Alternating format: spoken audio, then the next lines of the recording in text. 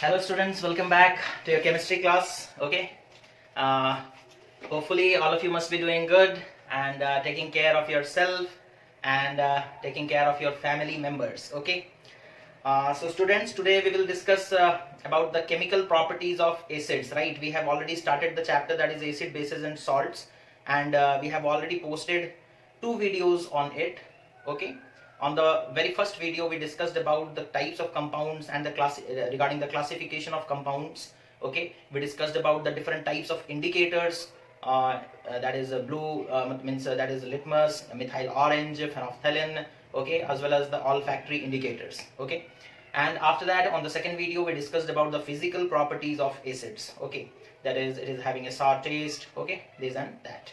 Today we will discuss about the chemical properties of acids. Okay, so there are some certain pattern according to which acid reacts with different chemical substances, different elements or compounds. Okay, we have to remember those patterns. Okay, if we remember those patterns, then it will become very easy for us, okay, to write the chemical reaction. Okay, so the very first property that we will discuss about acid is that, write down the chemical properties of acids. Okay, that is the chemical properties of acids.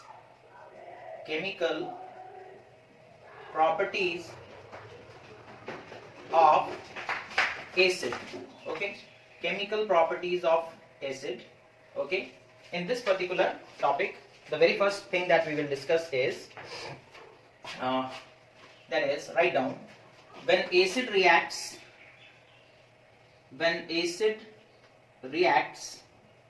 with, okay, a reactive metal, when acid reacts with a metal above hydrogen in the metal activity series,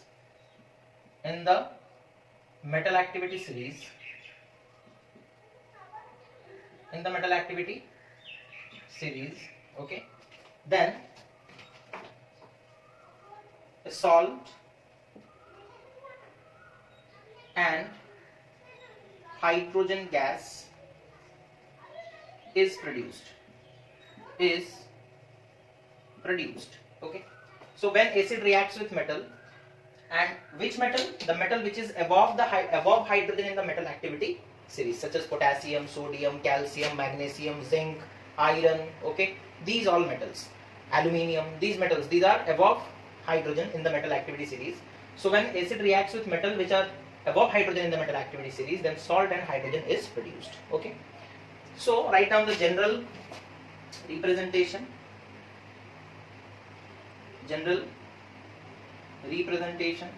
Okay, what is the general representation or general format of these kind of reactions? Now acid plus metal gives rise to salt plus hydrogen. Okay, जब acid metal के साथ react करेगा, कौन सा metal होना चाहिए? Above hydrogen in the metal activity series. Okay, तब क्या होगा ना, सॉल्ट बनेगा, हाइड्रोजन बनेगा, सॉल्ट बनेगा और हाइड्रोजन बनेगा. ओके, ठीक है. ओके, अब इसका कुछ एग्जांपल देखते हैं. एक सबसे पहला एग्जांपल जो है, that is when zinc reacts with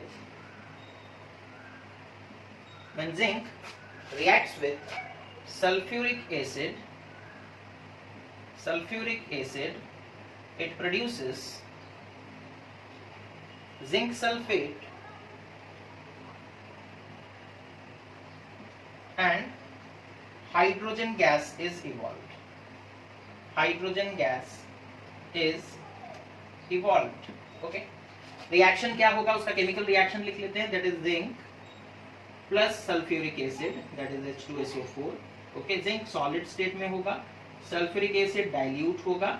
okay, इन दोनों के बीच में रिएक्शन होगा बच्चों. ठीक है, और प्रोडक्ट में हम लोगों को मिलेगा जिंक सल्फेट जो कि एक सॉल्ट है, प्लस हाइड्रोजन गैस इवॉल्व होगा. इसी के लिए अपवर्ड एरो एक दिया गया है, मतलब हाइड्रोजन गैस प्रोड्यूस होगा. ठीक है, इतना समझ में आ गया. यहाँ पे हाइड्रोजन गैस के आकार में निकलेगा और यहाँ पर ये एक्वस सॉल्यूशन होगा, जिंक सल्फेट का एक्वस सॉल्यूशन. ओके, अब यहाँ पर जो रिएक्शन हुआ, उस रिएक्शन में जो गैस प्रोड्यूस हो रहा है वो हाइड्रोजन है। उसे कंफर्म कैसे करते हैं ना, जो गैस प्रोड्यूस हुआ है हाइड्रोजन, उसे हम लोग क्या करेंगे ना, एक मींस बर्निंग कैंडल के पास लेकर जाएंगे और हम लोग देखेंगे ये गैस पॉप साउंड प्रोड्यूस करके बर्न करेगा, है ना। और पॉप साउंड कोई भी दूसरा गैस नहीं प्रोड्यूस करता है except hydrogen, okay. So this is how we can means confirm that the gas which is produced is hydrogen, okay. अच्छा, इसी तरीके से अगर आप जिंक लेते और उसे हाइड्रोक्लोरिक एसिड के साथ रिएक्ट कराते, दैट इज डाइल्यूट ऑब्वियसली, तो हम लोगों को मिलता zinc chloride, that is ZnCl2 plus H2, okay. Equation balance करते 2HCl पे बैलेंस होता, ओके। अब ये इस चीज को बताता है, दर्शाता है कि हाइड्रोजन जो है हर एक एसिड में प्रेजेंट है, हर एक एसिड में हाइड्रोजन प्रेजेंट है। जिंक सल्फ्यूरिक एसिड के साथ रिएक्ट किया तब भी हाइड्रोजन प्रोड्यूस हुआ, जिंक हाइड्रोक्लोरिक एसिड के साथ रिएक्ट किया तब भी हाइड्रोजन प्रोड्यूस हुआ। तो पता ये चला कि हाइड्रोजन जो है वो एक कॉमन एलिमेंट है जो हर एसिड में पाया जाता है, हर एसिड में पाया जाता है, ओके।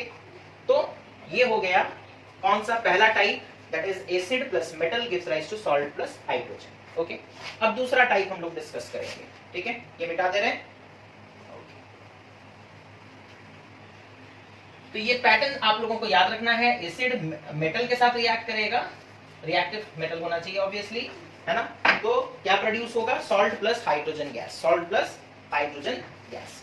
जो दूसरा वेराइटी है हमारा केमिकल रिएक्शन में, जो दूसरा कैटेगरी हमें पढ़ना है, that is reaction of metal carbonate और metal hydrogen carbonate with acid, okay. That is second type में लिख लो, रिएक्शन ऑफ मेटल कार्बोनेट और metal hydrogen carbonate,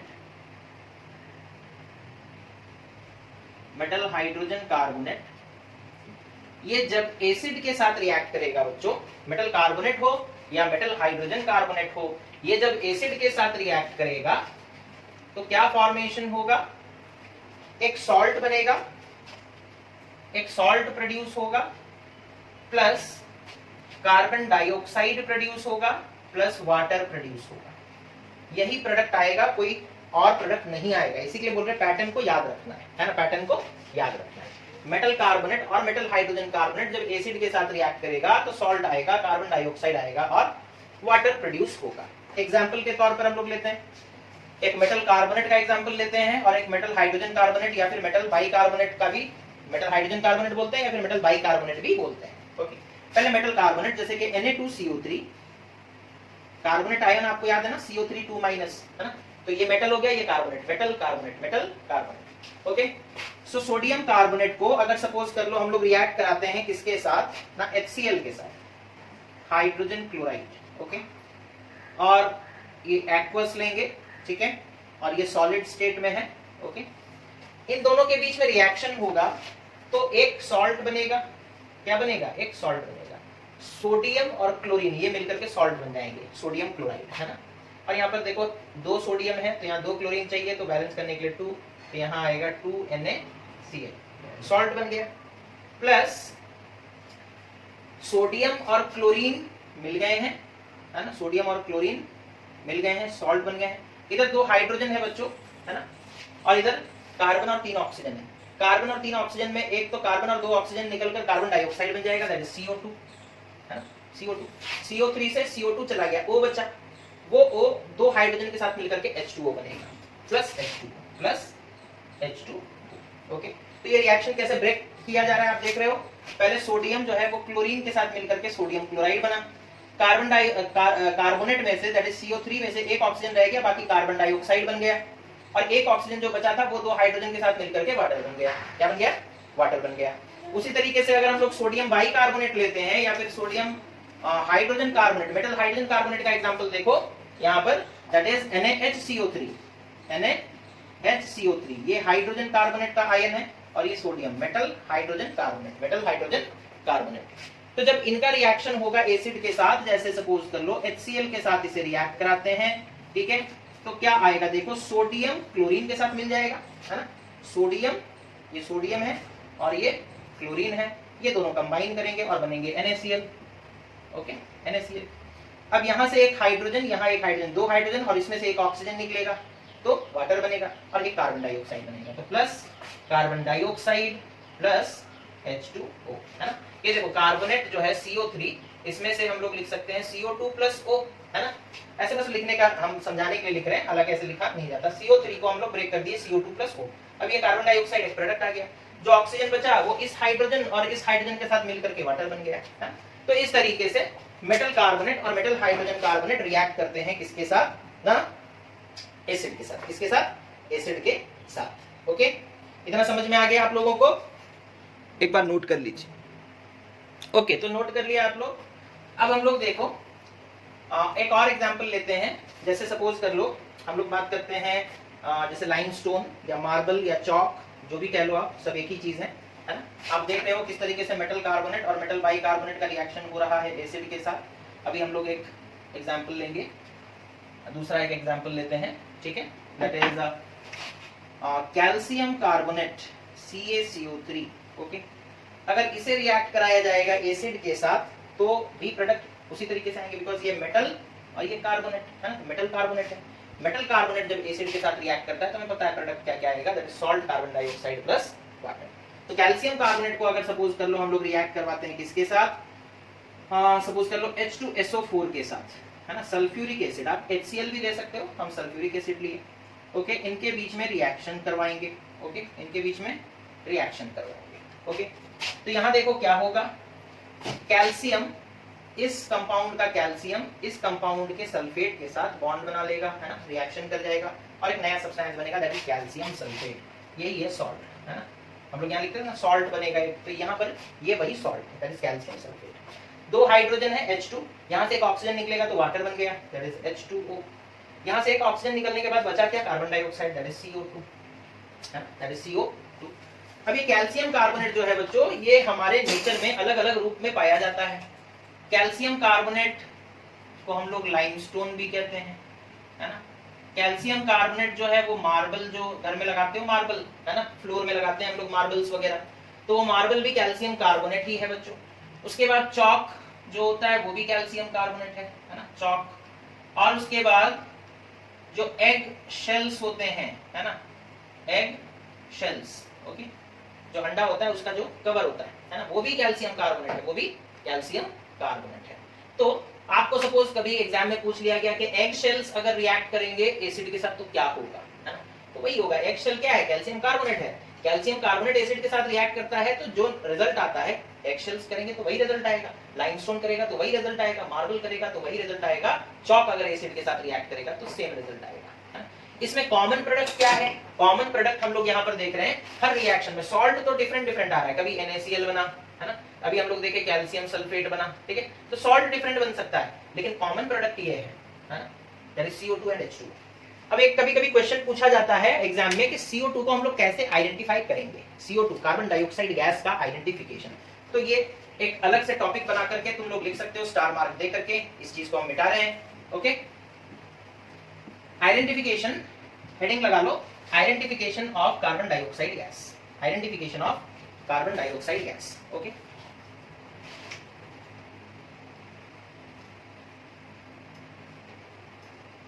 identification of carbon dioxide gas. Okay, hydrogen gas का identification हम लोग पढ़े थे, देखे थे, है ना। वो क्या था ना, जब हाइड्रोजन गैस को एक बर्निंग कैंडल के पास लेकर के जाते हैं तो वो पॉप साउंड प्रोड्यूस करके एक्सप्लोड करता है, बर्न करता है ना, वो उसका आइडेंटिफिकेशन है, वो उसका पहचान है। कार्बन डाइऑक्साइड को आइडेंटिफाई कैसे किया जाएगा, कैसे पहचाना जाएगा कि ये गैस कार्बन डाइऑक्साइड है, तो उसे पहचानने का तरीका क्या है ना। Carbon dioxide gas when passes through lime water, carbon dioxide gas when passes through lime water, when passes through lime water, then it turns the lime water milky, it turns the lime water milky. Okay, तो यहां पर वो कह रहे हैं कि carbon dioxide gas जब lime water के थ्रू पास करेगा तो वो लाइम वाटर को मिल्की बना देगा, है ना, लाइम वाटर को मिल्की बना देगा। तो कार्बन डाइऑक्साइड गैस हम लोग ले लिए, रिएक्शन क्या होगा, देखो रिएक्शन क्या होगा यहाँ पर, कार्बन डाइऑक्साइड गैस रिएक्ट करेगा लाइम वाटर के साथ, that is calcium hydroxide, calcium hydroxide, okay, इसके साथ रिएक्ट करेगा बच्चों। और रिएक्ट करने के बाद प्रोडक्ट क्या आएगा ना, that is calcium carbonate plus H2O, CaCO3 plus H2O। अब ये जो है ये व्हाइट कलर का होता है, मिल्की व्हाइट, है ना, ये कैसा होता है, मिल्की व्हाइट और पानी में है प्रेजेंट, तो एक हम लोगों को कैसा सोल्यूशन टाइप का दिखेगा ना, मिल्की व्हाइट टाइप का दिखेगा, है ना, कैसा दिखेगा, मिल्की व्हाइट। कार्बन डाइऑक्साइड जब कैल्शियम हाइड्रोक्साइड के साथ रिएक्ट करेगा, when carbon dioxide gas when passes through lime water, है ना, ये लाइम वाटर है, ये क्या है, लाइम वाटर। तो कार्बन डाइऑक्साइड गैस जब लाइम वाटर के साथ रिएक्ट करता है, पास करोगे तो रिएक्ट कर जाएगा, रिएक्ट करेगा तो कैल्शियम कार्बोनेट प्लस वाटर बनेगा बच्चों, और ये जो सोल्यूशन है ये मिल्की है ना, मिल्की व्हाइट सोल्यूशन, है ना, कैल्शियम कार्बोनेट और वाटर दोनों साथ में है, और उनका जो सोल्यूशन है वो कैसा दिख रहा है, मिल्की दिख रहा है, कैसा दिख रहा है, मिल्की, ओके। अब अगर सपोज एक्सेस कार्बन डाइऑक्साइड हम लोग पास कर देंगे तो क्या होगा, तो कभी कभी हम लोगों से पूछा जाता है what happens when excess carbon dioxide is pass through lime water, okay, excess carbon dioxide को जब हम लोग पास करेंगे लाइम वाटर से तो क्या होगा, ठीक है। तो जैसे हम लोगों को देखो कार्बन डाइऑक्साइड को पास कर दिए लाइम वाटर के थ्रू, तो ये मिल गया, है ना। अभी हमारे पास सपोज कैल्शियम कार्बोनेट है प्लस वाटर है, और हम और भी कार्बन डाइऑक्साइड उसके थ्रू पास कर दिए, ठीक है, पहले कार्बन डाइऑक्साइड को कैल्शियम हाइड्रोक्साइड के थ्रू पास किए तो ये मिला। अब ये प्रोडक्ट हमारे उस कंटेनर में है, हम उसमें और कार्बन डाइऑक्साइड गैस ऐड कर देंगे तो क्या बन जाएगा, that is calcium hydrogen carbonate, it will give rise to calcium HCO3 whole 2, okay. और ये बच्चों कैसा है, ये सॉल्युबल इन वाटर है, ओके, सॉल्युबल इन वाटर और कलरलेस है, कलरलेस, ओके। तो व्हाट हैपेंस व्हेन, पहले तो जब हम लोग कार्बन डाइऑक्साइड गैस को लाइम वाटर में डाले तो वो मिल्की हो गया, और ज्यादा कार्बन डाइऑक्साइड डाल देंगे तो फिर से वो कलरलेस हो जाएगा। क्यों कलरलेस हो जाएगा, बिकॉज ये हमारा रिजल्ट आया था पहले वाले रिएक्शन का, ये रिजल्ट है, इसमें फिर से कार्बन डाइऑक्साइड गैस डाल दिए तो एक नया रिएक्शन हुआ, एक नया सब्सटेंस बना, और वो सब्सटेंस कैसा है, कलरलेस है, वो सब्सटेंस कैसा है, कलरलेस है, ओके। तो इस तरीके से हम लोग इस चीज को शो कर सकते हैं, ओके। सो कार्बन डाइऑक्साइड का गैस का पहचान क्या है, when it passes through lime water then it turns lime water milky, and when it passes through, when excess carbon dioxide gas passes through lime water then it forms again a colourless solution, it forms again a colourless solution, okay. अब हम लोग आगे बढ़ते हैं next chemical reaction की तरफ, that is what happens when acid reacts with basis, what happens when acid reacts with basis. Acid जब किसी बेस के साथ रिएक्ट करेगा, तीसरा reaction of acid with basis, reaction of acid with basis, okay, base के साथ react करेगा तो क्या होगा, है? बेसिस क्या होते हैं वो आप लोगों को पता है, मेटल ऑक्साइड और मेटल हाइड्रोक्साइड। बेसिस क्या होते हैं, बेसिस आर मेटल ऑक्साइड और metal hydroxide, metal hydroxide, okay. Example magnesium oxide और मैग्नीशियम हाइड्रोक्साइड, है ना। इसी तरीके से sodium oxide, sodium hydroxide, potassium oxide, potassium hydroxide, और उसी तरीके से कैल्शियम ऑक्साइड, कैल्शियम हाइड्रोक्साइड, ये सब बेसिस हैं, ये सब क्या है, बेसिस। एक मेटल होगा, ऑक्सीजन होगा, मेटल होगा, हाइड्रोक्साइड होगा तो उसे बेस कहेंगे, उसे क्या कहेंगे, बेस कहेंगे, ओके। तो जनरल फॉर्म देखो क्या है ना, एसिड जब रिएक्ट करता है बेस के साथ तो क्या बनता है, salt plus water, salt plus water, ठीक है। तो ये उसका जनरल पैटर्न है ना। जब एसिड रिएक्ट करेगा बेस के साथ तो क्या बनेगा, सॉल्ट बनेगा और वाटर बनेगा, ठीक है। एग्जाम्पल के तौर पर हम लोग लेते हैं, जैसे सपोज यहाँ पर दिया है सोडियम हाइड्रोक्साइड और HCl का रिएक्शन, तो यहाँ पर एसिड किसे लिया गया है, HCl, प्लस बेस किसे लिया गया है, सोडियम हाइड्रोक्साइड, है ना, मेटल हाइड्रोक्साइड। तो प्रोडक्ट क्या आएगा, NaCl, दोनों ये कंबाइन कर जाएंगे, है ना, इसमें से Cl और इसमें से Na, ये दोनों कंबाइन करेगा और बन जाएगा NaCl, इधर H इधर OH मिलकर के बन जाएगा H2O, है। तो एक सॉल्ट बना, एक वाटर बना, एक सॉल्ट बना, एक वाटर बना। इस तरह के रिएक्शन को हम लोग फर्स्ट चैप्टर में पढ़े हैं, क्या कहा जाता है, न्यूट्रलाइजेशन रिएक्शन, न्यूट्रलाइजेशन रिएक्शन, है ना, a double displacement reaction where salt, where acid reacts with base to form salt and water is known as neutralization reaction. Okay, so this is an example of neutralization reaction. Okay, again we can take different other examples. Okay, different other examples such as for example, suppose we are taking another acid, that is suppose H2SO4. Okay, in dilute condition. Okay, normally whenever we react, we take acid, we take it in dilute condition. Okay, so H2SO4 we will take it in dilute condition, and suppose we are reacting it with let it be suppose potassium hydroxide, that is KOH. Okay, potassium hydroxide, that is the base. Okay, then इसका भी aqueous solution लोगे. Okay, इन दोनों का reaction होगा, potassium sulphate के साथ react कर जाएगा और बन जाएगा potassium sulphate, that is K2SO4, एक सॉल्ट बना K2SO4, that is a salt, plus H2 और OH जो है वो लोग मिलकर के वाटर बनेंगे, रिएक्शन बैलेंस करने के लिए यहाँ 2 और यहाँ पर भी 2. ओके, तो K2SO4 plus 2H2O. Okay, K2SO4 plus 2H2, ये भी एक न्यूट्रलाइजेशन रिएक्शन है जहां एसिड रिएक्ट कर रहा है किसके साथ, ना बेस के साथ रिएक्ट कर रहा है और फॉर्मेशन कर रहा है क्या, ना सॉल्ट प्लस वाटर. ओके, तो आज का वीडियो बच्चों हम लोग यहीं पर खत्म करते हैं. इसमें हम लोग कुछ properties, chemical properties of acids discussion किए. नेक्स्ट क्लास में हम लोग केमिकल प्रॉपर्टीज ऑफ एसिड को ही कंटिन्यू करेंगे और कुछ नए एग्जांपल्स भी देखेंगे और हम लोग सीखेंगे न्यूट्रलाइजेशन प्रोसेस को कैसे कैरी आउट किया जाता है. So thank you for watching, have a nice day.